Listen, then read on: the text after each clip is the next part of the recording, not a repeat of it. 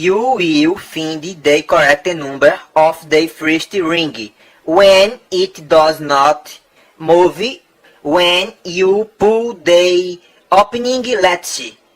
The first ring will stop, it will not move, and while other remaining rings will move backwards. After finding the correct number for the first ring, the 3D second ring be testing each of the numbers on that second ring.